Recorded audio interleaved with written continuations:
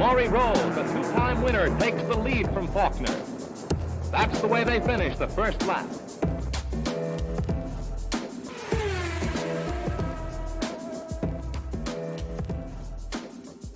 Puts his hand out of the cockpit and says, Welcome to another episode of Pit Lane Parlay. I am your host, Mike Jokum. Matt is here.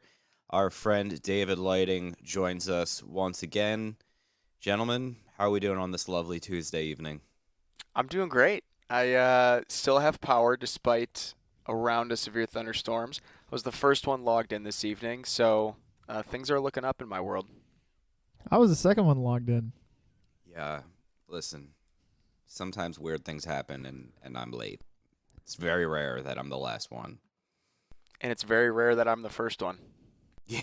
Yes, that's true. And We're always waiting for you. I congratulate Lighting on responding within 20 minutes that he was interested in coming on the show when I texted him. Wow. If I had tweeted him, it would have been 2 minutes. But that's quicker than text messages I sent him this weekend when we were in the same city. Should we start there? No.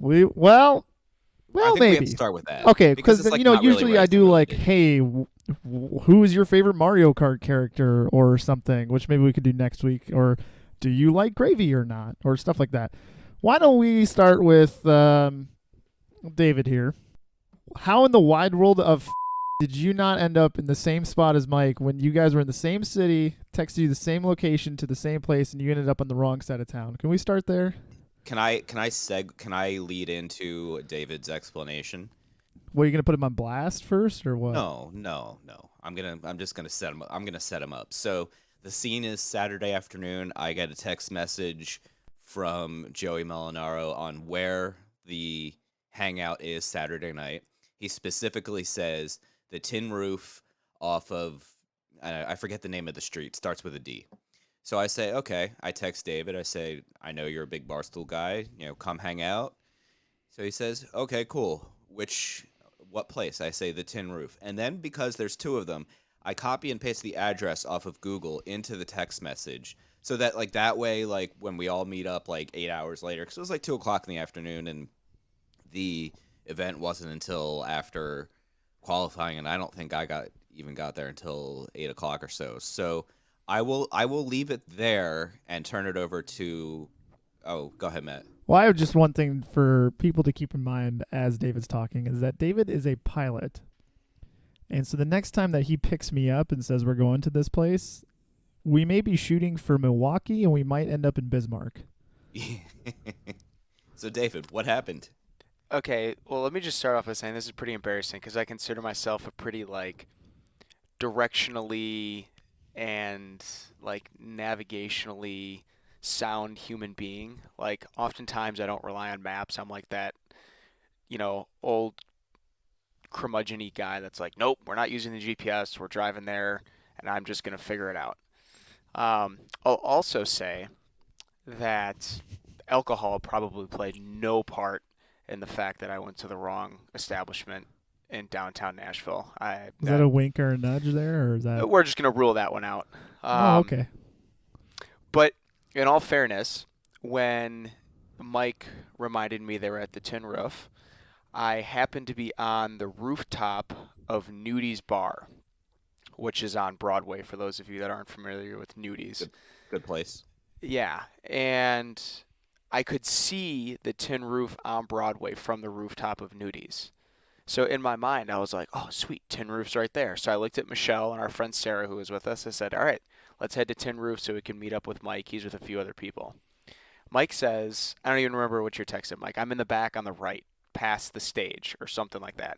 We walk into this place, and the stage is right in the front. So I'm like, oh, there must be another stage here. I end up going all the way to the back. I go to the second floor. I go to the third floor. I walk this entire bar where the hell is Mike? Michelle is walking this entire bar. She goes, maybe it's one of those bars where there's 2 spots and there's 2 entrances. Should we go outside and try a different entrance? At that point, communicated with Mike, and he kindly reminded me that, no, I was probably a solid mile from them. The worst part of this entire story is the tin roof that Mike was actually at was within walking distance of my Airbnb. So there's that as well. There's no way. I mean, I'm surprised that Host has made it like 74 years of life so far. How have you made it 26 years? Yeah, the best part was we had multiple people in the tin roof I was in. It was me, another guy, and Kevin Dejewski all walking around the other side. So the other side of the tin roof we were at had like a club and like a DJ. So we're like walking through there looking for you guys. I'm like, this is who we're looking for. I'm taking pictures of like where I'm standing to like help lighting. And then he's like, yeah, I'm at the wrong place. So at that point we were all tired, and I was like, okay, I'm going to bed. And then we left. I swear to God, when we walked into the tin roof on Broadway, there was a high noon banner, like a massive high noon banner, and I could have sworn there was a Barstool logo on it. And I was like, we got to be in the right place. If this is Joey's party, we're absolutely in the right place. How many drinks did you have? Probably a lot. Saturday, quite a few. Even though you and prefaced the story also by saying I didn't. a few other nights. Oh, well, we have lighting on here. Mike and Shannon McBridge were both credentialed this weekend, and they did a phenomenal job covering everything. Lighting was in the stands with his lovely wife and friend. Was it anybody else other than you and Sarah and Michelle? No, I randomly ran into Stig at breakfast. I had to do like a triple take, and then he looked over at me and he was like, David? I was like, Stig? And we started yelling at each other with another table between us, and I don't think they really appreciated that. He did that to me at Road America 2019. He was like walking, and he's just like, Hickey? I'm like, Stig! So, yeah, I guess that's just a common theme for people to run into Stig at the track. We will be saving Nashville for a little later on in the episode, both our race recap and then kind of an overview of kind of the logistics of the race and what maybe could be improved for next year. We do want to start, unfortunately, by passing on our condolences to the family of Bob Jenkins, the legendary announcer of motorsports, and, kind of in our community, the emphasis on the Indy 500 and IndyCar. He sadly passed away a couple days ago from cancer. It's, a very sad time because, once he passed away, all the memories of some of his amazing calls, his amazing work within the community, just his friendly spirit, were being shared around social media. So just thinking of his friends and family, it's such a iconic voice that we lost, but kind of on top of that, just an all-around terrific human that the world has lost. Yeah, that IMS video that they put out, the 5-minute video, which if you haven't watched, please pause this episode and go watch it right away because it is fantastic. And I watched it in the airport and had to hide a few tears because it's really well done. Yeah, I'd agree with that, Mike. I thought one of the things that I really enjoyed about the IMS video was they didn't just highlight the work he did with IndyCar and the Indy 500. It kind of reminded you, and at least it reminded me, just how important Bob Jenkins was to getting motorsports really off the ground at ESPN, which, was a pretty monumental feat for motorsports at that time. Yeah, so obviously very sad news. So we'll try to share our tributes and whatnot and keep him in our thoughts because, yeah, he was a terrific human. To segue out of that, we will talk about some of the news that's come up within the last week that isn't really super Nashville related, and then we'll preview what is this one called? It's not the GMR Grand Prix. Is it the Spiked Coolers, Big Machine, Kerbagajanian? I don't know. Isn't that what it's called? It's the doubleheader weekend with NASCAR, right? Yes, IndyCar, Xfinity, and NASCAR all in one weekend. Sweet. So we got that on Saturday, I believe, noon Central, 1 Central. So we'll talk about that too. So first of all, we can start with the super big teased announcement that McLaren had that they scheduled and let everybody know in advance, and all it was them just increasing their stake in the team. So I think the only comment I have is, well, A, that's obviously positive. I mean, cool. McLaren's in this for the long haul. At the same time, though, I was really hoping it'd be like a third driver announcement for next year, and I was kind of disappointed when the hype that was generated. It's not really like a super huge announcement, if you ask me. It's more of like a corporate announcement. Yeah, from my point of view, so we got the email Saturday after qualifying. Sunday, 10:15 a.m., major announcement. So, Sunday there was warm-ups at noon. Otherwise, there was nothing until the race. So, made sure to get up early and head down to the track only for that, and then to sit around for many hours was kind of a bummer. And it was also a bummer because they were like, yeah, we might have a third car next year, but only if it has funding. Like, that just, like, further, like, they didn't really leave the door open for a ton of possibility of it. So, yeah, listen, I get it. They got to hype up the announcement to get everybody there and everybody watching that was on Zoom and whatnot, but it definitely wasn't major. Yeah, I mean, I agree with you, Mike. I was really hoping it was going to be a third driver announcement. In fact, I was almost convinced that it was, just based off of the time of year that we're in right now, but still cool. I kind of talked about it a little bit after the Road America weekend, but the thing that's really impressed me with McLaren has specifically been their sponsors and the sponsor engagement that they've brought to the sport. So if nothing else, makes me happy that they're even more invested and, maybe work that much harder to keep and retain and recruit new, really active and engaged sponsors. Yep. So we love to see that aspect of it. So that's pretty awesome that they're going to be in IndyCar for a while. Christian Lundgaard is making his IndyCar debut this weekend at the Agajanian Grand Prix. He is going to be stepping into the seat that Santino Ferrucci has occupied for 5 races this season. Looks like he tested at Barber with the team not too long ago, so it's not like he's just jumping in for the very first time, but he does still have some getting up to speed to do, I'm assuming. So, lighting in one word, how would you describe your feelings about Lundgaard making his IndyCar debut? Who is for those who don't know, Alpine, academy driver. He's currently an F2, won 2 races last year. So what's one word you would use to maybe describe how you're feeling about that? Surprised? Host? Intrigued? I was gonna say kerfuffled. I mean, I get some grief sometimes for making up words. I don't know if that's actually a word, but It's a word enough. all right. What is confusing is the F2 has essentially, like, they've had like the last 7 weeks off, and then they have 2 race weekends coming up, and then they have 10 weeks off until the end of the year. So from a timing perspective, good for him for getting some valuable seat time, especially in IndyCar. But yeah, it still caught me off guard. Still not something I would have expected in the middle of an F2 season to take your focus away, which I guess isn't that big of a deal because they're on a 6-month break right now. Yeah, what I found most surprising about it was, I think it's been pretty obvious that Hy-Vee has been getting more and more involved, and I'm assuming Santino's a big reason for that, and they, for some reason, really love Santino. And coming back to Indianapolis, where he made his debut with Hy-Vee, you would think that it would make sense for Hy-Vee to remain on the car at Indy. So that was a bit odd to me. But I did, just in a brief Wikipedia search of Mr. Lundgaard, find it interesting that he too raced for Trident. So maybe Trident is just turning into the feeder team to Rahal, Letterman, Lanigan Racing.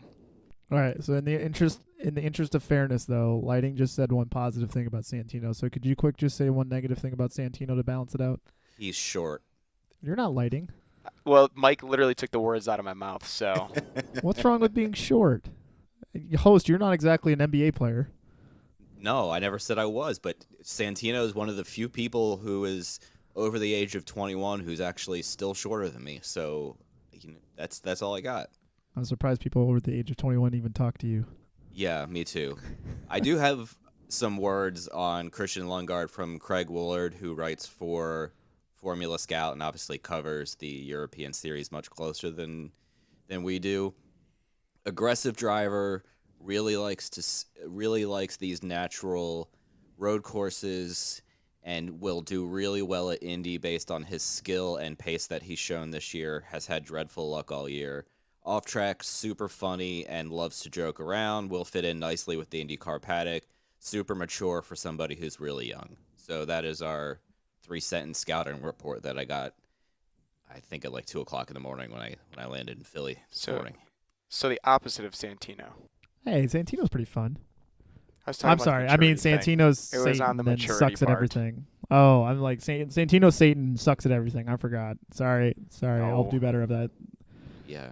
You have to be more negative, Matt. Yeah, I mean, he's only got. Does he still have more points than? No, probably not Hinch anymore. Is he still like doing better than Kellett in the standings? Does that even count? No, yeah. Lighting jumps in the car right now. He'll beat Kellett by the end of the year. All Like- right. Well, to transition to the Curb Grand Prix or whatever we're calling it, kind of on the back of this Lundgaard news. So this was what the second race on the calendar last year was the Grand Prix, or no? Because it was Texas, then Iowa. This was then- technically the Harvest Grand Prix-ish. Well, they had like thing. 3 of them last year. So, Yeah. Oh, yeah. You're right. This was like the Anyways. July 4th one last year. So if you were an IndyCar driver making your very first start at a track, is there a quote-unquote, and I'm not saying any track is technically easy, but is there an easier track to make your debut at than the Grand Prix layout at Indy? I don't think so. No. I don't think The so only either. one I would say is quote-unquote easier, and I'm not in like a, oh, it's easy to drive kind of way, would be Indianapolis, just because you get 10 days to practice for the thing. Versus like if you showed up to Nashville, you get 2.5, 3 sessions, and then it's like qualifying. So I'd say the only one, just because the amount of practice you get, if you have some sort of oval knowledge, would be Indianapolis. But I think the Grand Prix layout has to be up there for sure as far as the easiest ones to make your debut at. So I think we may have to actually keep our eyes on him. I don't think we'll have to necessarily relegate him to the back of the grid right away, especially since that entry doesn't look like a slouch based on Santino's fantastic results. I will, however, say that his top 10 streak ended, so there's my negative spin on that. Yeah. What a bum. Yeah, I know. Loser.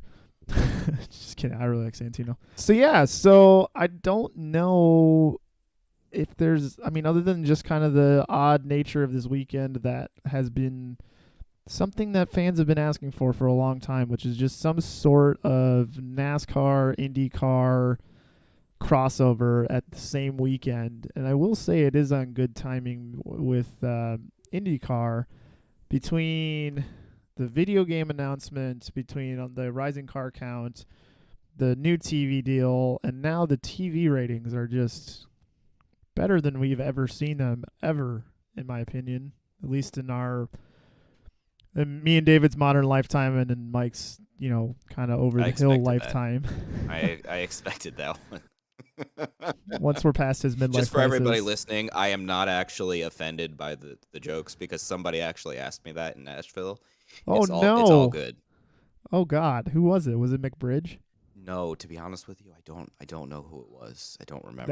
That's worse than me insulting you about your age, is the fact that you don't even remember who it was. Yeah. All right, well, we have it on record. And if Mike wanted to make fun of any of my, we'll say, downfalls, it is okay. I mean, Yes. lighting does it, so anybody can do it. Where was I going with that? I got distracted.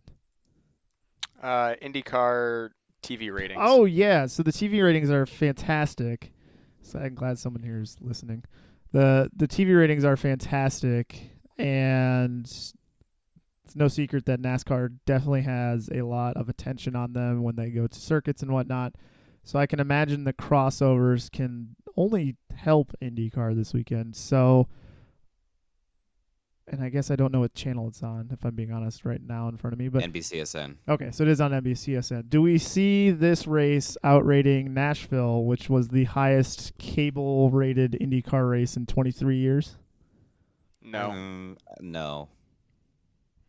The only reason I would say no is just because it's on Saturday at noon/1.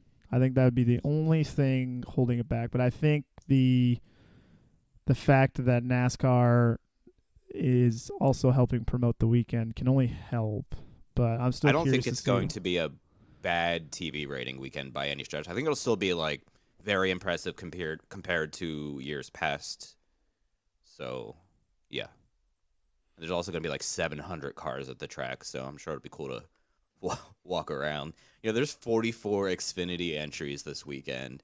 I don't know how many NASCAR has. Let's just round up and say 40. So we're at 84 between the two of them, plus 28 Indy cars. So that's over 100 cars. That's as far as my math skills go without pulling out a calculator. But it's pretty impressive that they're all. I don't know where they're gonna go because there's definitely not 100 garages. But I'm intrigued to get there Friday morning and walk around. It's going to be a sad sight if IndyCar gets relegated out of the garages at their home track. I really hope that doesn't happen. I've been thinking that for the last 2 days because, I mean, listen, would it shock me? No, but I really hope like Xfinity gets pushed in the back. No offense to Xfinity, but Is Cup a one-day show, or are they? to be honest with you, I have no because they have practice on Friday as well in between IndyCar sessions before qualifying. And since we're on that topic, the Big Machine Spiked Coolers Grand Prix practice starts at 3 on Friday, then qualifying. So there's only one practice. Qualifying is at 7 p.m. Friday night on NBCSN. So for those on the Facebook that were complaining about the lack of regular TV qualifying coverage, complain no more. And then the race is listed at 12:45 on Saturday midday. I don't know if that's green flag time or TV coverage time, but it's probably not going to be too much pre-race. I'm assuming you're going, correct? Yes, I fly Thursday afternoon. What is that going to be like? Is it going to be like, is the scene in Braveheart where you have England versus Scotland kind of across the field? When you get to the media center, is it going to be like NASCAR media versus IndyCar media with like Marshall Pruitt having his face painted white and blue and saying, "They can take our land, but they can never take our freedom"? I will pay. You know who do? We need to get David Malsher to do that because he's got the accent to pull it off.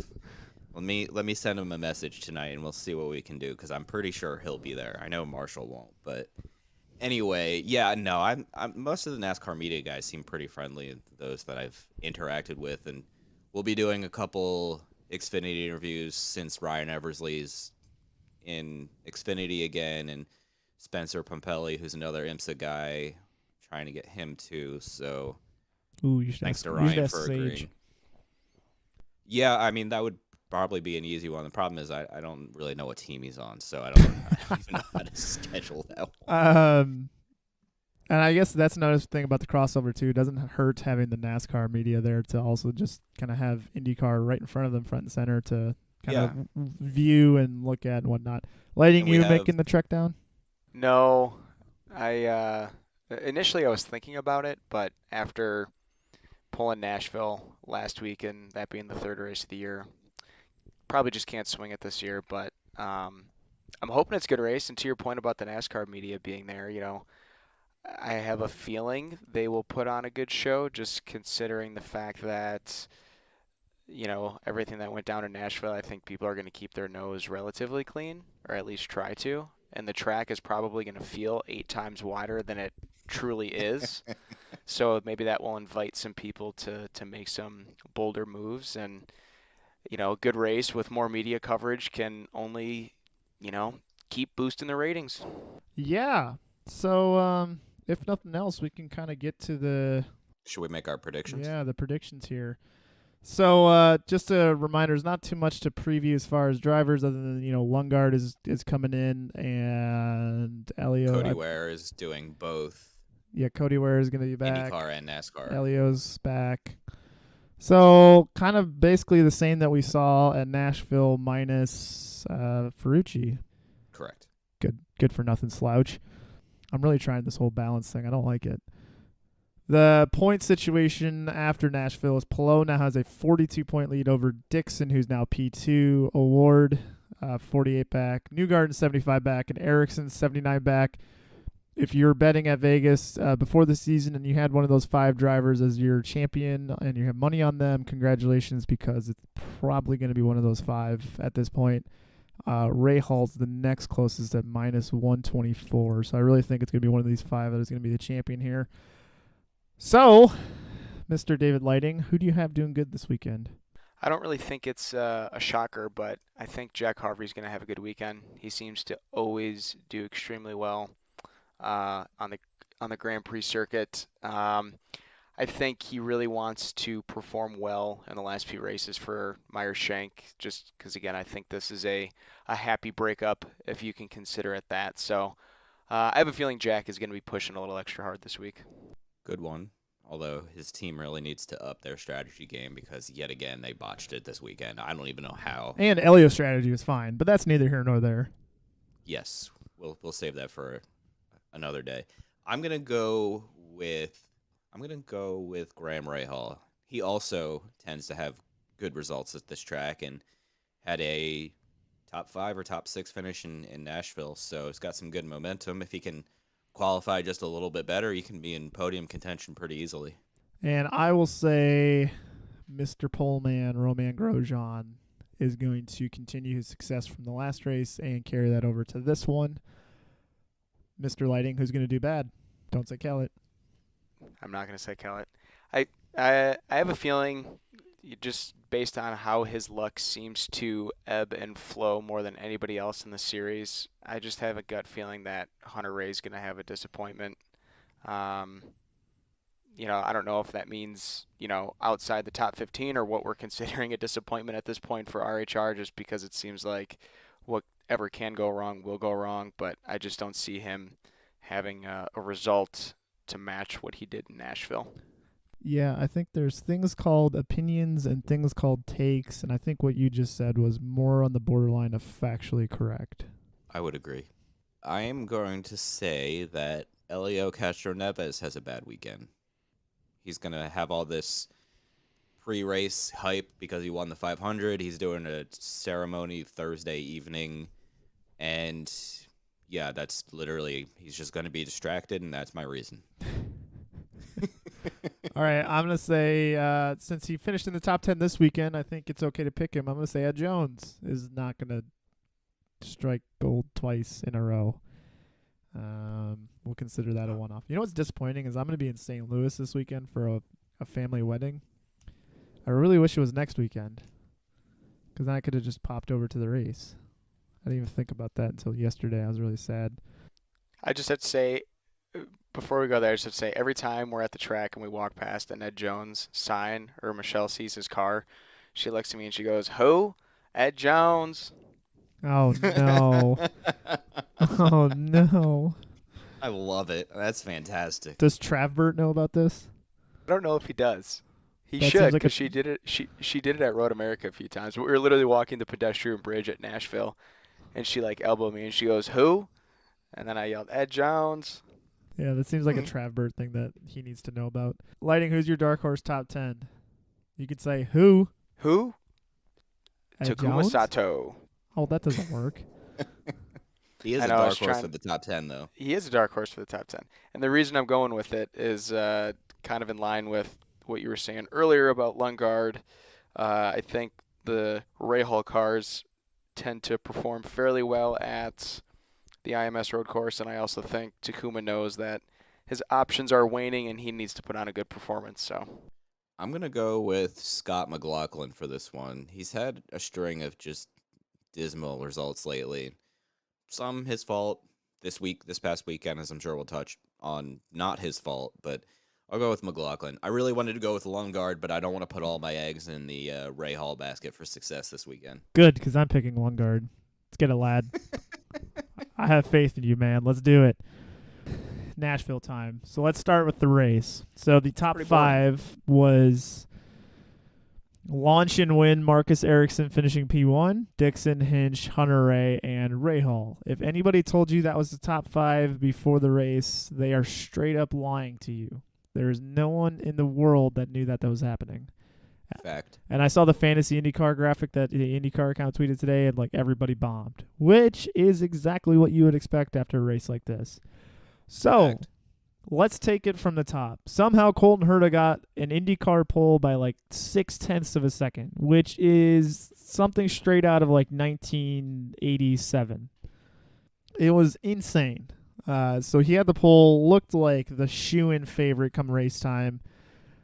And the race kind of just, it delved a little bit, we'll say. So first yellow was Kellett because the steering wheel fell off or something. Second yellow was Marcus Ericsson going full launch mode, straight to Saturn, Elon Musk give him a job kind of thing over Sebastian Bourdais on a restart. I guess we could start there. Do you think there was carelessness involved with Ericsson there? Or do you think it was kind of a racing deal? What happened in your guys' eyes? Can I go back to the first caution, the Dalton Kellett one? And Only if you I know slander that, him. No, I'm not going to, because that was just a really weird instance. But no pun intended, but I feel like that's literally when the wheels came off for this race, because I think if they would have stayed green for the first 2 or 3 laps, that we would have had probably half as many cautions as we did in this race. So I just wanted to throw that out there. So it is Kellett's fault. Sure, we'll say it's Kellett's fault, not AJ Foyt Racing's fault. Okay, just make sure we're on the same page there. Just for reference point for you two, so that people at home know, lighting. Where were you watching the race from at the track? The top row of the grandstand 9 in turn 11. So right across from like the midpoint of pit road along the stadium. Okay, so you're like the turn before start finish. Correct. Yep. Okay, and then Mike, were you watching from the pits? Yes. Okay, just want everybody to keep that in mind as we're talking about this. So then, Ericsson, any malice racing incident? What do you guys think?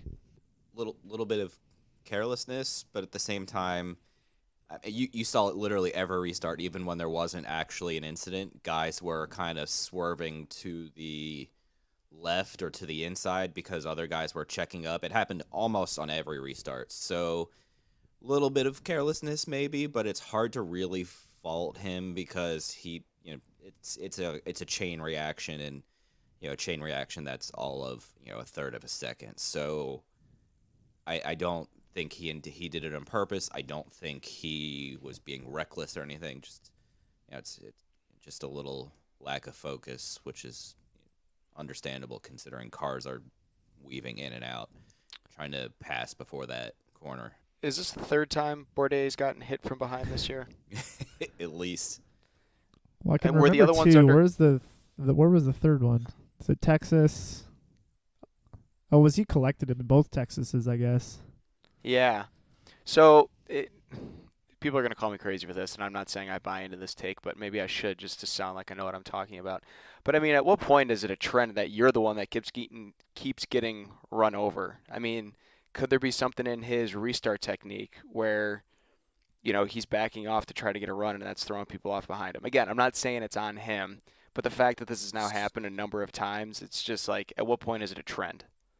In Texas, it wasn't on a restart. Yeah, was it? I would disagree with that one. I think because Texas 2, everybody Texas was... won Newgarden and hit him in the corner. Right, and he was slowing down too because someone in front of him was going obscenely slow.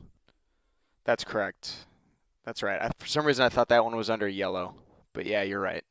I think it was more circumstantial. I mean, I don't think Ericsson was being greedy or anything like that. I mean, no driver wants to pass you by running over you. It's just not how it works. So I don't think I think it was just kind of caught him off guard. I don't know how much blame I put on him. I mean, obviously he ruined his race, but I think it was just a circumstantial thing.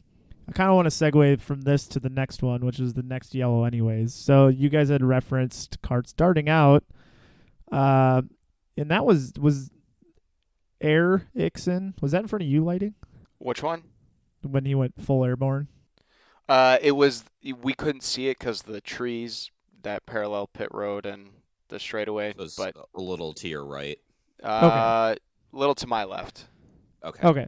But it was in that general area. So Yeah. the area we're referring to is the turn before you take the start-finish straight, technically.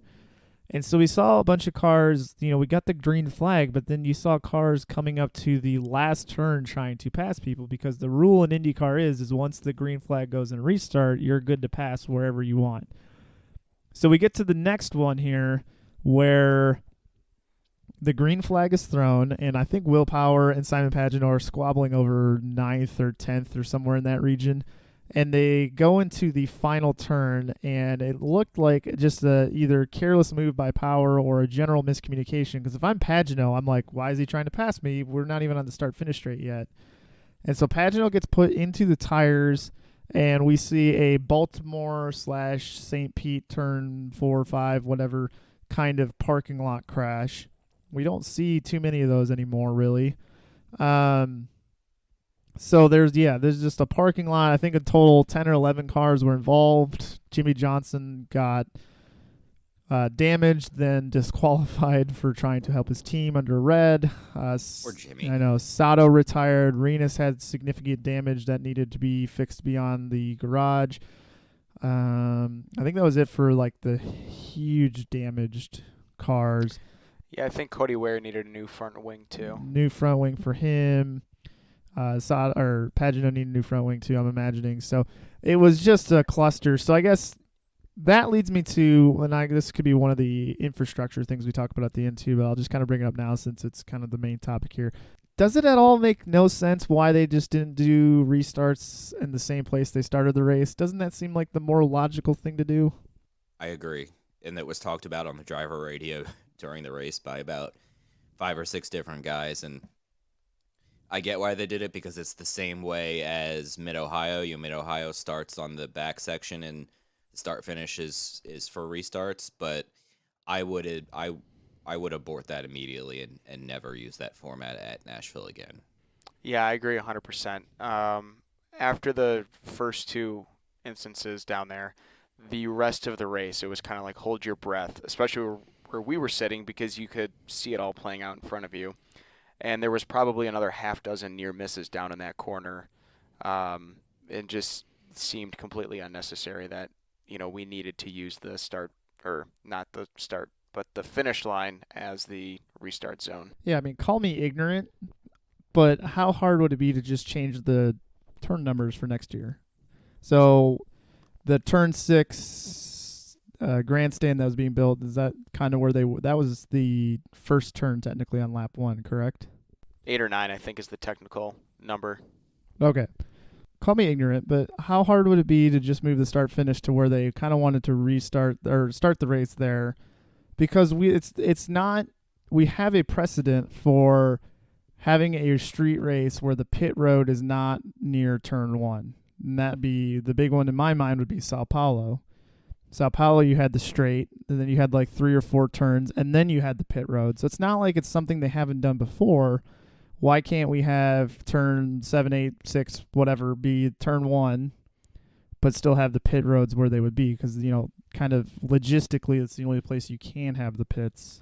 I think the one thing to think about with that, though, Matt, is from a promoter standpoint, when you're selling tickets, I feel like there's something to be said to corporate sponsors and corporate partners and just race fans in general to say, hey, you're going to be sitting at the finish line. Like, I think there's something about that people really enjoy. Because, I mean, if you think about it, especially at Nashville with the East Side Club and all that, the pit lane suites, everything is focused on the finish line.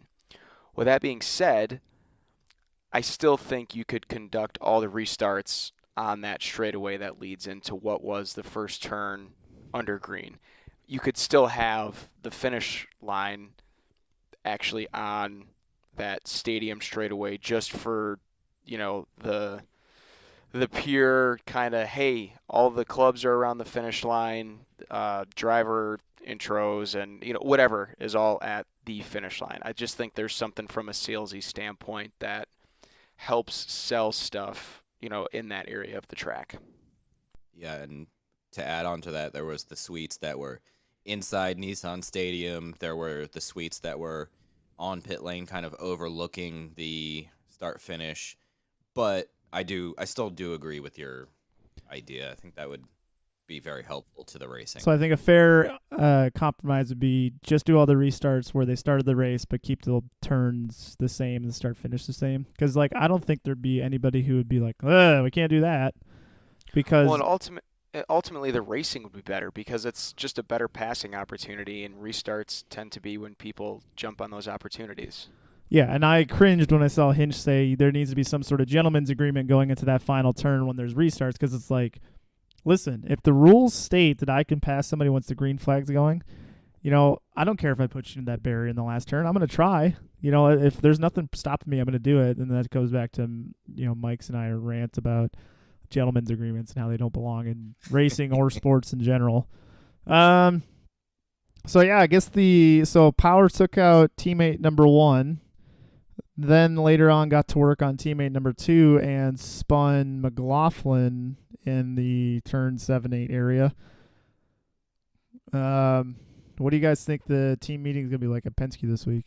Awkward, like real awkward, because Power ruined Pagenaud's day unnecessarily, McLaughlin's day unnecessarily, and I'm sure if he was near Joseph, he would have ruined Joseph's day by accident. He was just I don't know what it was, but he was very unwillpower like in the amount of destruction he caused this weekend.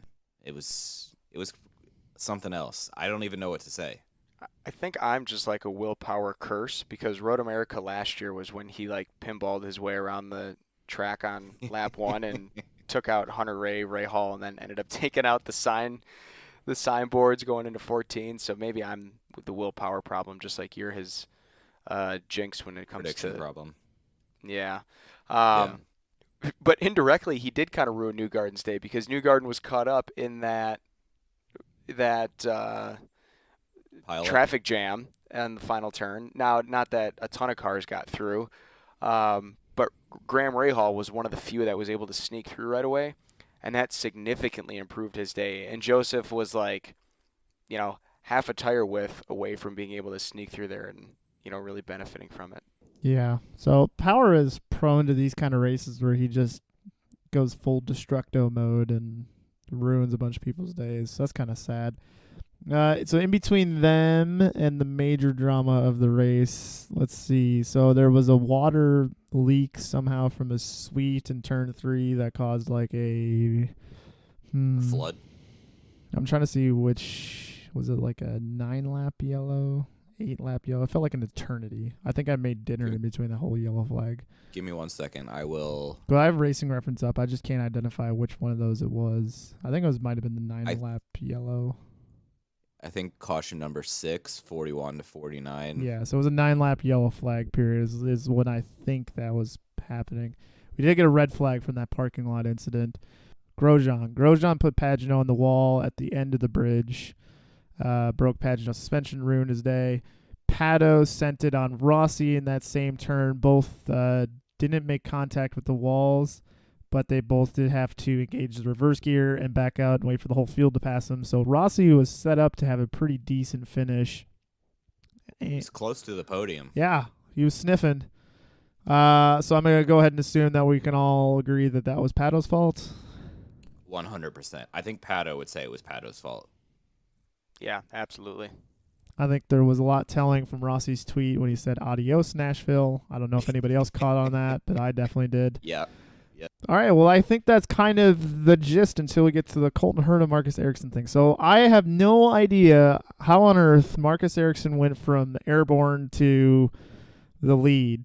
Did anybody else find it crazy that Colton Herta pitted from P1 and basically came out third? I've never seen that at a racetrack before, where cars stay out, bunch of the leaders pit, and it's not a disadvantage to pit. That's another thing that maybe we'll discuss later, is the blend line for pit in, pit out. And you can go ahead now if you want.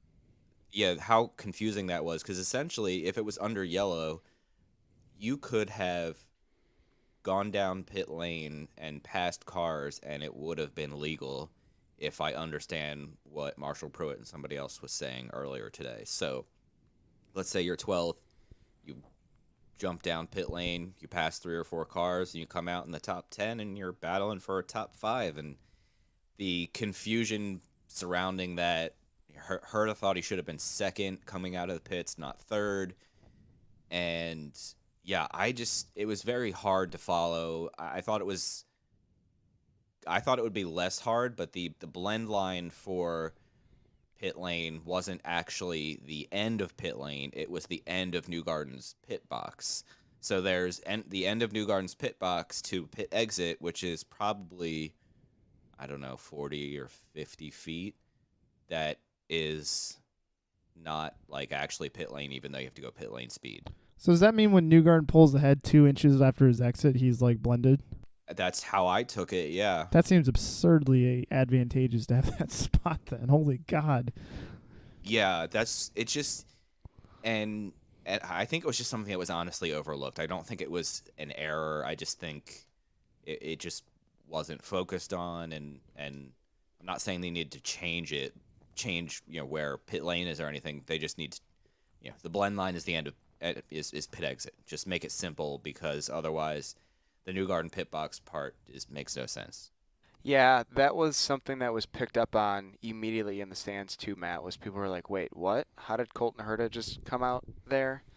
And especially from where we were sitting, you couldn't tell that the safety car had backed off, or the pace car had backed off so much to like get through that turn 1, turn 2, turn 3 sequence, and that played a factor in it. But from there on out, I was like, wow, pitting in any yellow flag situation almost makes too much sense. Yeah, it's like if there's going to be no penalty for it, then pit every time almost. So that was weird. I think that's one of the things that they need to address for next year, obviously. Again, Ericsson somehow is now P1. Colton Herta, on his late race charge, restarted 5th, 6th, somewhere in that area. And so he was passing cars left and right. He's easily, as Lighting said, worth the price of admission just to watch him.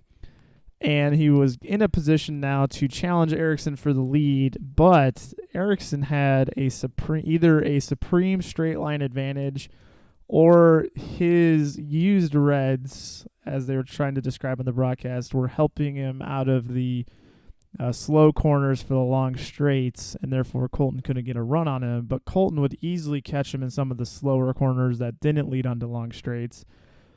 But at the end of the day, Colton could not pass Ericsson. So even though he had by far the fastest car in the race, he couldn't get around Ericsson for the lead. Ericsson was doing a phenomenal job of holding him off. Dixon was on tires that were 40, 50 laps old and still keeping distance with Herta. And then we get to the point where Herta's pushing just unfortunately a little too hard, and he crashes in the turn 7, 8, whatever. And you could just see he's not an emotional dude at all, and you could see how sad he was. He was bawling his eyes out in the back of the AMR safety vehicle. Just felt so bad for him. So, what did you guys leave this weekend, feeling about Colton Herta as a driver and as a competitor? He is top-tier talent, definitely in the top tier of drivers. Without that flat spot he got a couple laps earlier, may not have even crashed there, but you could tell how hard he was pushing, and watching him drive through that tight section, 4, 5, 6, 7, whatever exact turns it was really something amazing to see, because he didn't put it wrong once, except until he came out of there and hit the wall. So all weekend, practice, qualifying, obviously, like Matt said earlier, he was 6/10 quicker than second place, and even on black tires in qualifying, he was quicker than most everybody in Group 2. It was really a remarkable performance, and you hate to see that the finishing line shows him 19th, and he really deserved, let's just say, a podium. Let's say he burns the tires and drops one more position, but either way, he had a hell of a weekend. Yeah, dude is bad fast. He is fun to watch, whether it's on TV or at the track. There was a few times watching him in both qualifying and in the race. You could just see him working so physically hard in the car that was just, it's not to sound cliche, but you love to see it, because it's like that's why we watch racing, and that's why we cheer for these drivers, is to watch performances that are that impressive. At this rate, if he continues to qualify on street courses like this and can keep doing it on road courses, I don't think it's too far-fetched to say he could have a longer career in IndyCar than Will Power and potentially out-qualify Will Power's pole record, considering how good he is at such a young age. As far as racecraft goes, he's definitely improved over the last couple of years, but one of the things he struggled with since Indy Lights is saving his tires. I remember a few times in Indy Lights he burned them up after he built a huge lead, and he'd end up finishing second or third just because he had no tires left at the end. And I literally looked at Michelle before the race and said, Colton Herta will most likely win this race unless he ends up burning up his tires too quickly, and he ends up binning it because he has either a flat spot or he's worn everything down to nothing. So if there's one knock on Colton Herta, it's that I don't think he's very, very good at conserving the tires to the level of somebody like Joseph Newgarden and Scott Dixon and those, perennial contenders. And that takes time. Colton's 21. So do I think he can get there? He's improved his race, like you said, he's improved his racecraft already. So yes, I do think he can get there. And I like your comment on Will Power's pole record or almost pole record. Does he have the pole record now? Why am I drawing he's a still blank on this? Mario. Okay, so he's. I know he's within 10 of Mario. I think he can. I think it's 1, isn't it? Oh, is it really? It's Okay. like 1 or 2, I thought. I can tell you in a second here. Oh wait, no, I can't. Yeah, perfect. No, I might be able to. It might be on my laptop here. But yeah, I was very impressed this weekend, and it was definitely fun to see. I mean, just all weekend, you could see that car bouncing around, but it didn't look like he was ever out of control until he hit the wall. No, and I agree with you, Mike. I think his racecraft is going to get there. I mean, it with a kid that's as talented as him, it's going to get there. I mean, look how long it took even Joseph Newgarden to find his way to victory lane, and Colton Herta did it, 20 times quicker than Joseph did. And just kind of random comment here, the group I'm really happy for is Gamebridge. To have invested as much as they have in the 500, the series, this team, it makes me happy that they're getting, the screen time and close to the results that they deserve. Obviously, Colton's got a win earlier this year, probably should have had a podium this week, but good for them and happy to see a sponsor that's been committed to the sport be rewarded. Yeah. So Colton, I think, is going to be a statistical god, like Lighting just alluded to. And to answer the question, so Power's at 62 and Mario's at 65. So I think maybe within a year or two that record will be broken. Now we kind of arrived to the end of the race. So Ericsson wins. After all this craziness and drama, it was a Ganassi 1-2. Go figure. I guess we'll start off with 2 questions that are kind of overarching. So the first one is, what were your guys' overall thoughts about like the race? Like memorable, thanks but no thanks. I got faith for next year that they'll improve some things. Like, what are your guys' like? Did you love it? Did you hate it? Where were you guys at with that? Ultimately, I was thoroughly entertained. I always like a good balance of long green flag runs with an occasional caution mixed in just to kind of throw strategy off or throw something off. 9 cautions is a bit excessive for my liking. What was frustrating, I think, as a fan in attendance was just as you felt like the race was getting in a rhythm, it would just fall apart right there.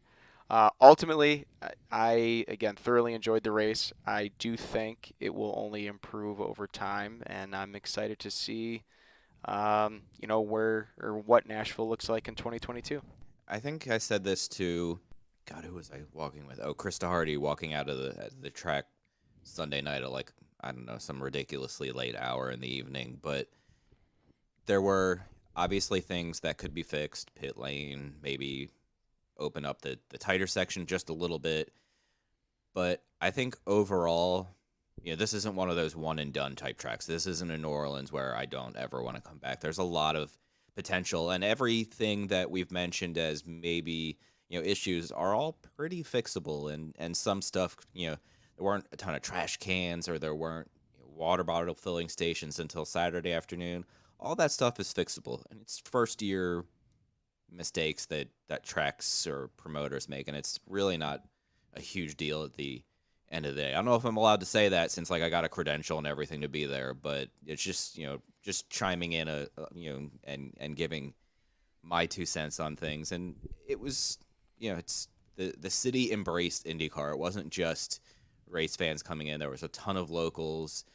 You saw IndyCar shirts all over the city all weekend. Even when I was at lunch on Thursday before I actually even went to the track, and I was, 10 miles from the track, there were people with IndyCar hats.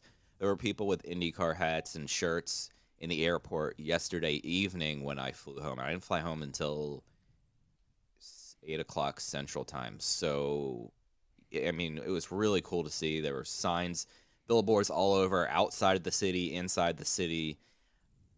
I think it was very impressive, and with some tweaks, it will be fine in the long run.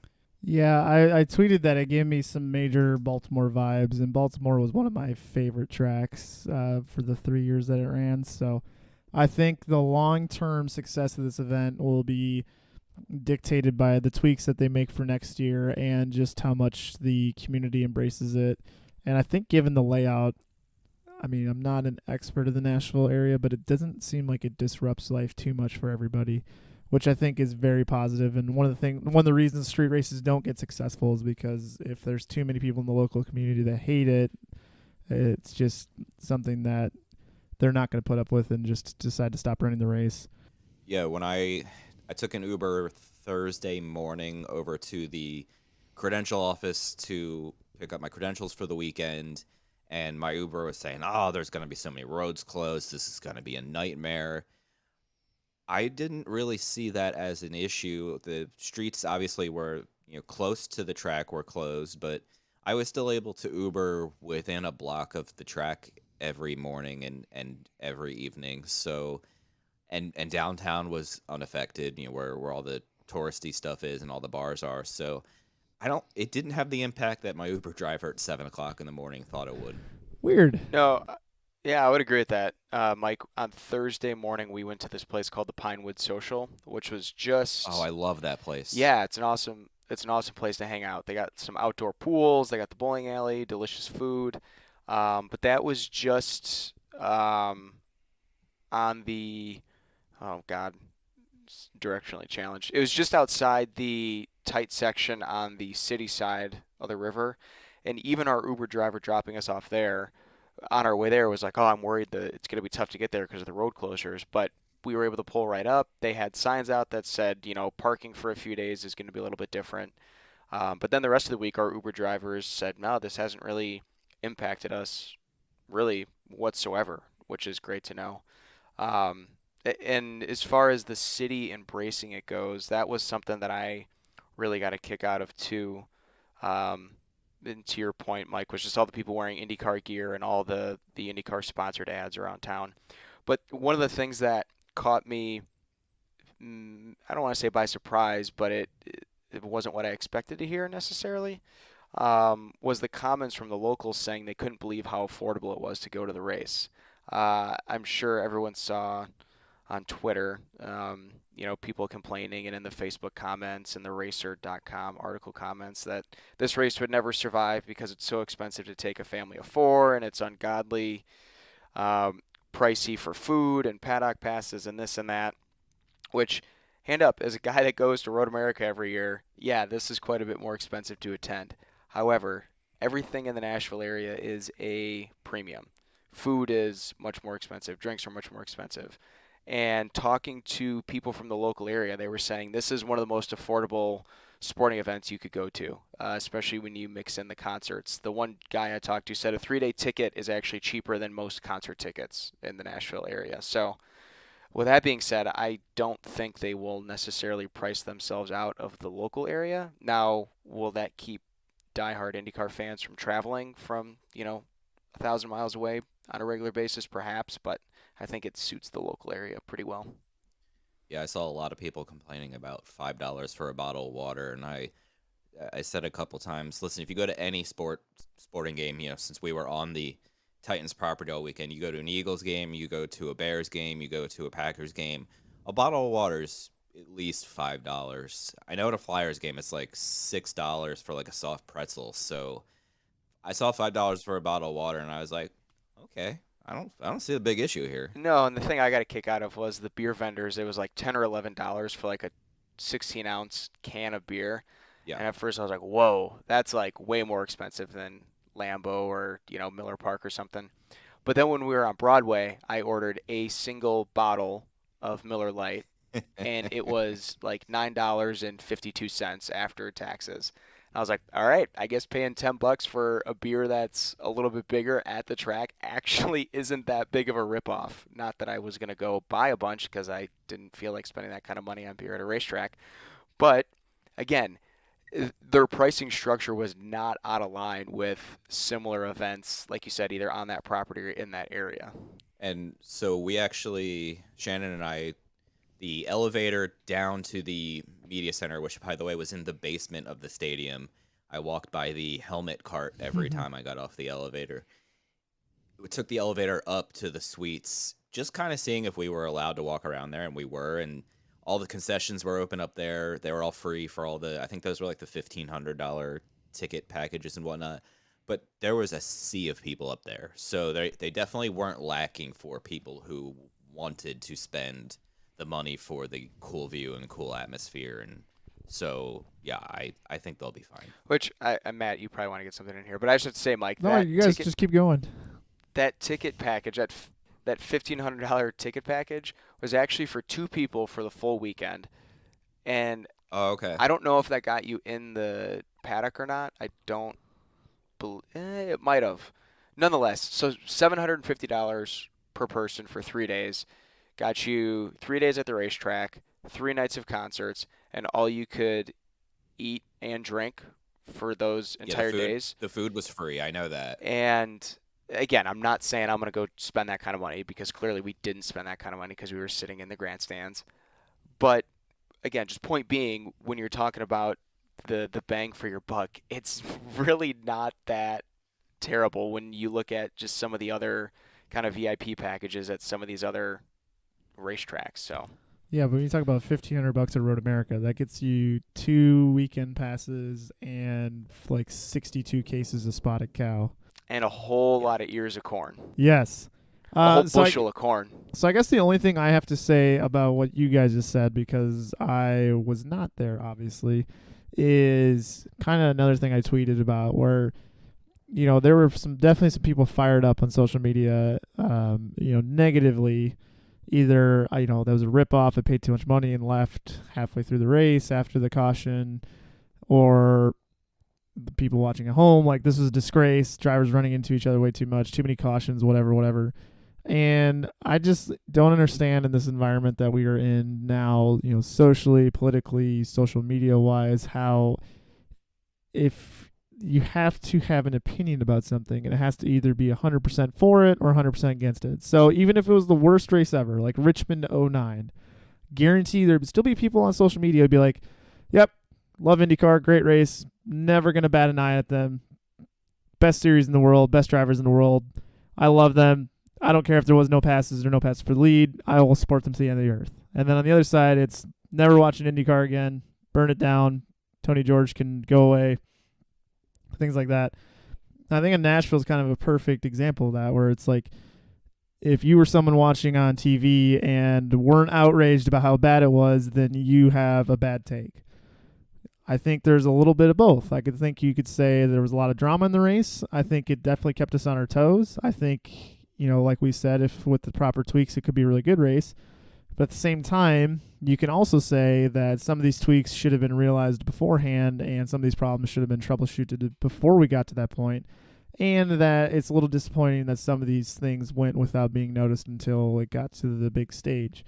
So I think you can have both opinions, people. It is okay to kind of accept the goods and bads in not only the Nashville Grand Prix, but I think maybe in other situations too. You can always try to recognize the good and bad in situations instead of going straight for one or the other.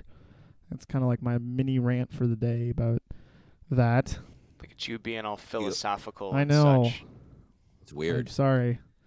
So, Matt, let me ask you then, on that same note, since we live in a knee-jerk world where either everything's great or everything's bad, do you think the track actually needs to be updated for next year to put on a proper race? Yeah, so that was one of the other topics that we were going to talk about here. I know we're running a little long on time, but that's okay. We're being constructive. We're not just sitting here talking about where's our quarterback at.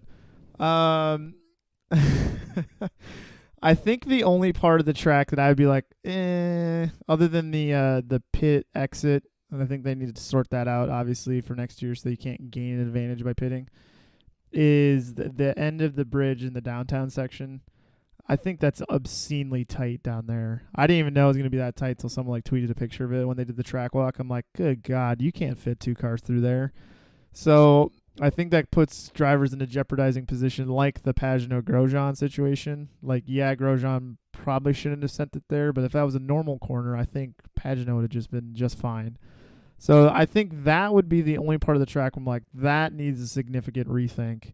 Other than that, I thought the layout actually worked pretty well, and I think the bridge was definitely not as scary as I thought it would be, because it seemed like the sketchy part of the bridge was the transition from bridge to not bridge at the exits of the bridge, and that's where like Jimmy Johnson lost it, and like McLaughlin almost lost it.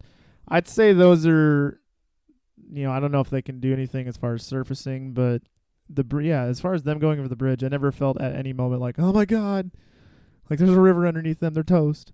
Yeah, I think the layout as a whole, though, like the landscape, the backdrops, the Nissan Stadium, and then the passing zones that were available, I think it all worked kind of well. I just wanted to say I agree with Matt on what section to fix, and kudos to the guys for smoothing out some of the bumps on the bridge over the weekend. I don't know if it actually made a difference, but I know the drivers, I think it was the entrance to the bridge coming out of turn 2 or 3 or whatever that was, that they smoothed out a little bit so that when you hit the bridge you weren't kind of like launching in the air a little bit. But yeah, I agree. I think that would be the one part of the track I would fix. The main reason I asked was I think a lot of people looked at the layout and blamed the 9 cautions on a terrible track layout, which I don't think is fair. Again, I agree with the recommendations you guys had, but I don't think it's fair to blame the track for the 9 cautions. I don't think you have to look any further than St. Pete 2018, where there was 8 cautions. It happens sometimes. Yeah, and that's going to be, so I got 2 topics left here I wanted to throw in before we call it a day, or unless you guys have anything else you wanted to discuss. So topic number 1 is, like you just alluded to, like, sometimes we do have one of these races where there's just kind of drivers kind of losing their senses and making moves that are ill-advised. We saw Ericsson. I mean, there's a whole laundry list of penalties that were issued. Ericsson had I don't know if it was drive-through or stop and go. Johnson got disqualified, but that was not for a contact-related incident. Pato got penalized. Grosjean got penalized. Power got penalized once. I didn't understand the whole like Pagenaud red flag thing, how he had to go to the back of the field. I think that was pretty shitty. Yeah, so Palou got screwed in that too, and the rule via race control is if you are involved in an incident, you go and it is red flagged or they have to restart you go to the back of the field. And that's fair. It's a terrible rule. It's not a dumb rule if they also kick Power's ass back there too. But if Power gets to stay in P6 or whatever while the 11 guys got to go to the back, I think that's garbage. Yeah, Simon Pagenaud was actually, Palou and Pagenaud were both extremely frustrated, but Pagenaud was kind of like, well, he just hit me, and he's still, I think at the time he was closer to the top 10 so than like if than Power he went finished. back, that'd be fine. But if like it's just Pagenaud getting punished, even though he was the one putting the tires, like how the hell does that make sense? Yeah, I do agree with that point. Speaking of the thing, I was looking at the box score and I couldn't get over this. Speaking of penalties, so Marcus Harrison got 2 penalties. First for emergency service in a closed pit on lap 9, and then the avoidable contact on the subsequent restart. He also had a total of 5 pit stops, which is 3 more than the rest of the top 10 cars, which I just think is hilarious. And I know a lot of that was just under yellow. He kept coming in and topping off because he was already at the back of the field. But it's not too often you see someone have more than twice as many pit stops as the next 10 cars and end up winning the race. Yeah, that was pretty crazy. The only thing that pops in my mind in racing would be when Jensen Button did that in Montreal that one year and won the race. With these penalties we just mentioned, the contacts we've discussed and whatnot, there were penalties being dished out by race control. Do we need to see stricter penalties next year if, let's say we're like 3 cautions in the race, we're only 20 laps in? Do we need, is Will Power hits Pagenaud, do we need to put him on an extremely short leash for the next one? Like start threatening like a lap penalty, parking, something to try to get these guys to calm down a little bit?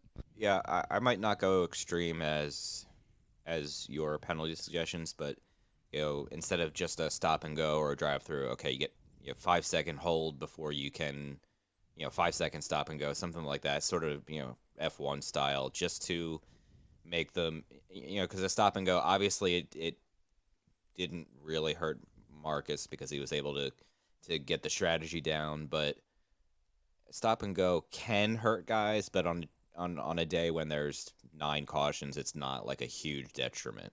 Especially when pit lane isn't really a penalty in itself. Right, exactly. That's where I was thinking a lap because, if you just do a 20-second stop hold under green Sure. and then there's a caution 2 laps later, it's like that wasn't really – I mean, you go to the back of the field, but it's not really a penalty in that sense. Yeah, you kind of get off lucky there because you just catch back up to everybody that you're 20 seconds behind. Well, I think Yeah, that's fair. Well, the other thing I think is difficult with that, though, Matt, is – and that's where I think a lap is just the right way to do it. Well, I don't even know about that because let's say in a perfect world they go back to Iowa. The penalty for a crime committed at Iowa might be much more severe than the penalty for that same crime committed at Road America or Nashville. So you got to try to find that balance of, the penalty meets the severity of the crime no matter what the track is. Yeah, and that's what we kind of talk about on the F1 side is like Sebastian Vettel and Kimi Räikkönen colliding for P13 on the last lap at Austria should not be more severely punished than Lewis Hamilton and Max Verstappen colliding on turn 1 in Silverstone when the championship's on the line. Like, to me, one is significantly worse than the other, no matter what happened. So that's where I think that's kind of where my mind is coming around a little bit with race control-wise, is that I don't think you can treat each situation as the same. I think it's kind of you can't really do it in a black and white sense. It's got to be, what are the circumstances? Like, yes, a 1-lap penalty at Iowa is nothing if your car's good. A 1-lap penalty at Road America, you might as well just pack up and call it a day. So, to me, I think it depends. I do think something like, well, I don't know how Power got away with that first one. That was absurd to me. And then the second one, yeah, I mean, I think it's just something a little stricter needs to happen because that would be one way to settle everybody down a little bit, is if they knew, because that's what, like 2010 to 2013, 2014-ish with Bo Barfield, I felt like drivers just had like a blank check to do whatever they wanted to each other because they knew the scrutiny wasn't going to happen. And it's just like, it was so frustrating watching guys go like 5 wide into a restart into turn 1 and not caring that they just took out half the field and there's no like repercussions, or they get like some piddly drive through and still come back and finish 5th. Like that always disgusted me a little bit. I agree. So, last point on this long episode. Oh, we have to do our driver. Oh gosh, yeah. Hang on a second. So, our predictions. I have to humble brag. So our predictions sucked. I had Newgarden as good, P10. You had Herta, P19. Almost worked out. So close. So close. Bad-eyed Kellett, P23. You had McLaughlin, P22. So we nailed that. I don't feel like I can pat myself on the back though. But dark horse top 10, Ed Jones, P6. Give me all of that into the bank. Unbelievable. Tickle my kidneys and call me Sally. And then you had Harvey, P15. Only you would mess that for like up. The first 8 laps. Yeah, no, Jack Harvey's crew messed that up. Well, that's neither here nor there. Yeah, quickly, driver of the day. I mean, for me, it's hard to not say Ericsson. I think his comeback, I mean, I know he took out Bourdais, but his comeback to win that is pretty incredible. Lighting? RHR. I think he started 14th or something like that, so he gained 10 spots. Again, I know there was a lot of craziness, but he kept his nose clean when others couldn't.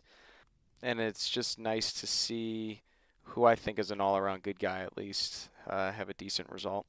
I'll take James Hinchcliffe. Started 10th, finished 3rd, kept it clean, especially in that pile-up. He just managed to have enough awareness to break in time and go into the runoff, and ended up like 16th after that and battled his way back and was able to finish 3rd. So good result. He needed it after the way the first 11 races have gone this year. So happy to see him back up on the podium. Matt, how could you not pick Ed Jones? How could you not pick your dark horse to go P26 to 6th.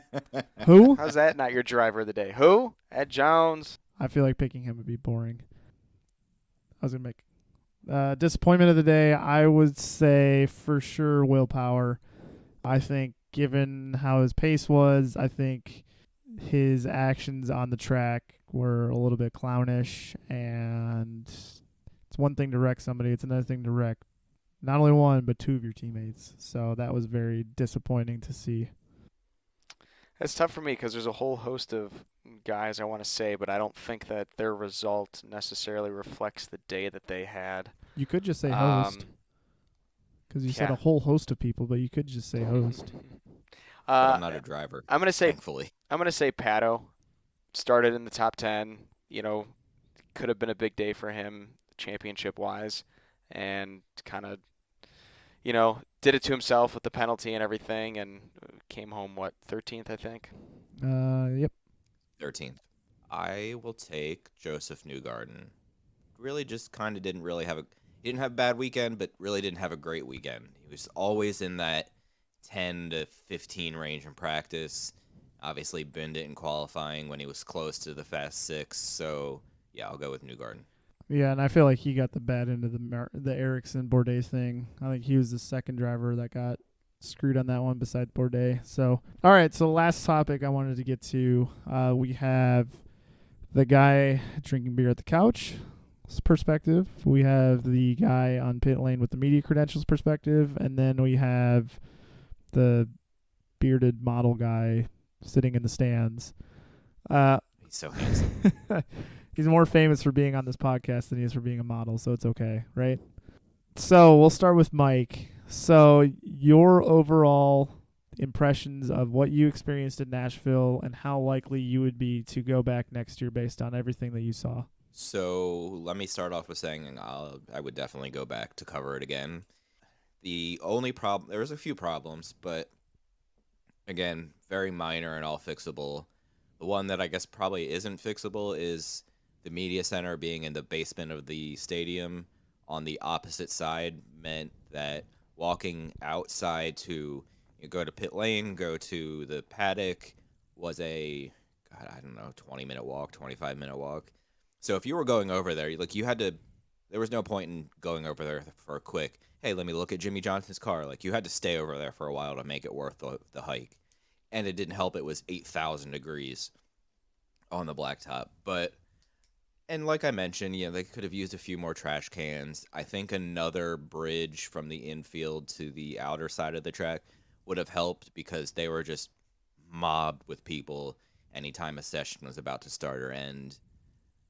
Other than that, my only issue, I forgot to mention this at the beginning, and I don't know, Matt, if I texted you about this, but so we released an episode yesterday talking to Bo Lamassis, who was actually one of the guys who was involved in the Stadium Super Trucks fight in Mid-Ohio. And the lady running it said, okay, it's by grandstand 6 behind the grandstand. I said, okay. So I walk in what I think is the right direction. Shannon looks at me and she goes, are you sure we're headed in the right direction? I'm like, yeah, I'm totally sure. She gives me a lukewarm, yeah, we definitely are, but she had no faith in me, rightfully so, because we ended up on the far opposite corner of where we needed to be, and end to end to get back there was a good 30-ish minute walk in 95-degree heat. So I messed up. That was really, it was really tough to get around and figure out how to get around. But again, these are all very minor problems. I don't want to come off as being super whiny. It's all stuff that is fixable, easier track map to read, minor things, really not a big deal. I would gladly go back. I would go back again if it was this week, even though it's even hotter this week than it was on race week. All right, Beardy. Yeah, ultimately, I love the city of Nashville. Visited one other time and had been looking for an excuse to go back, and inaugural IndyCar race seemed like the perfect excuse, and it definitely did not disappoint.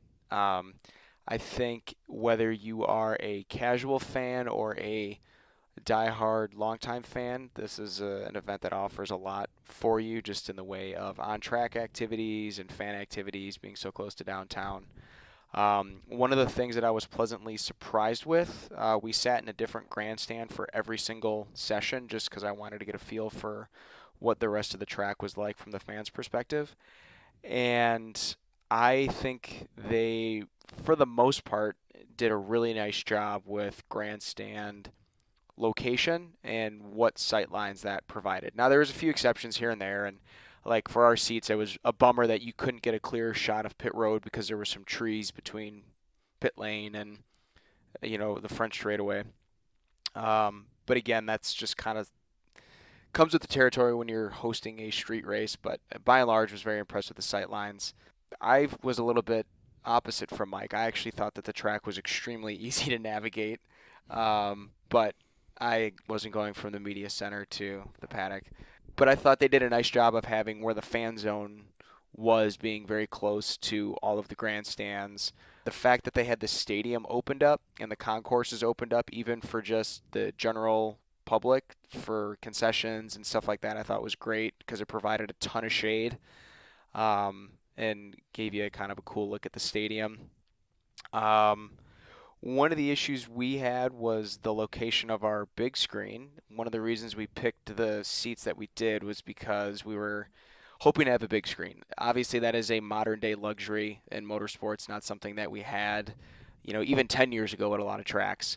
And was very impressed with the big screens at all the other grandstands besides Grandstand 9 at Turn 11. It was probably a quarter of the size of the rest of the Jumbotrons. It was at ground level, and half of the screen was obstructed by trees by pit road. And I made a comment when we sat down that I said, if only that screen was 5 feet to the right, then we'd all be able to see it. And the guy in front of us turned around and he goes, worst part is it was 5 feet to the right all weekend, and they just moved it sometime overnight. So that was kind of a bummer. Again, could kind of see it, and having the IndyCar app and stuff always helps. But I couldn't see the lap number on the screen, so that again, that's a bummer. And being that we were with a first-time race attendee and our friend Sarah, it always helps having that Jumbotron so they can kind of get a feel for what's going on around the track. Also noticed the lack of garbage cans, like Mike said, and also was a little disappointed in the volume level of the PA system. But again, all things that are extremely fixable. I think Nashville hit the nail on the head in every other aspect of a race fan's wishes. I would definitely go back, probably not every year, but maybe in every 3 or 4 years type of trip that we can take and go enjoy the city for a few days and also some awesome racing. Yeah, I think I'm definitely going to circle it on my calendar for next year to attend. I think I get sketched out on going to events on the first year just because I do know there are growing pains and whatnot, especially for a street race. I was talking to Lighting before the show. Like Iowa 2007 had its growing pains, but I think those pale in comparison to what could go wrong when you're hosting a race in a downtown atmosphere. So, yeah, but I think overall, shout out to the city of Nashville for being awesome hosts. Shout out to IndyCar and the promoters for doing their best to make it work in the first year.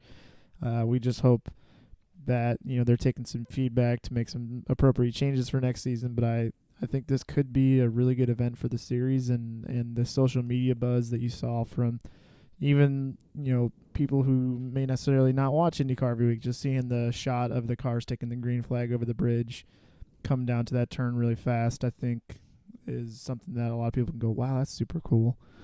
So I think they are on the potential for a gold mine here. I think it's just about tweaking and making sure that the paying fans and the people at home can get some entertainment value out of it so that it doesn't turn into a Baltimore. Matt, your comment just reminded me of one thing I forgot to add. The first practice on Friday, we sat in the grandstands that were, I don't remember the number, but they were on the inside of the track coming off the bridge before that left-hander at the start. And, everyone did their out lap and whatnot, and then the cars came out and started doing their flying laps. And there was a mom and her probably 8-year-old son sitting right next to us. And they had never been to an IndyCar race before. I don't know if they'd ever been to any race. And the first time the cars went by on a flying lap, the mom stood up and her jaw literally hit the floor, big smile on her face. Her son was jumping up and down and pointing. And I was like, that is what this is all about. It's getting new people out to the track and making it possible for them to experience this. So that in itself was like just awesome to see, and happy to bring IndyCar to a new a new region, a new fan base. Hell yeah. I love what I hear. I think that's a perfect way to end the episode on a happy note, since we're coming up on the 90-minute mark, which we've only done once in nearly 400 episodes. Is it really? Yes, I can actually tell you the episode. It was the post Indy 500 qualifying when Hinch got bumped that we went a little over 90 minutes. Damn. And we don't count our drunk episodes either, right? No, mainly because I don't remember that one. That one doesn't count. Anyway, so Shannon and I will again be at the track this weekend in Indy. Friday, first practice at 3, the race Saturday afternoon, early afternoon. Come say hi. I'll try to actually hang out since it won't be like 8,000 degrees. I'm very excited at the weather forecast for this weekend. It looks like it's going to be a beautiful weekend. And I think that's it, unless anybody has any closing remarks. Thanks for joining us, Lighting. Awesome. Text me back. I haven't texted you. I'm just saying for next time. Do you know It's a preemptive question. Do you know what this means? I love you. Yeah, I never knew that. I learned that this weekend. I do that to everyone. So, Matt, Mike. Yes, I agree. This is good podcasting. Giving each other visual hand signals. Well, for everyone wondering, he is using sign language right now. So, look it up, guys. Thank you for listening, and have a lovely weekend of racing. Today's podcast was presented by Podgo. Podgo is the easiest way for you to monetize your podcast, providing podcasters with a flat rate for ad space so you always know how much you get when you include an ad from Podgo.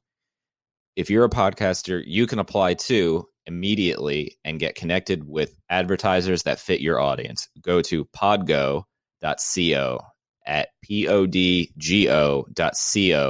and let them know that we sent you there.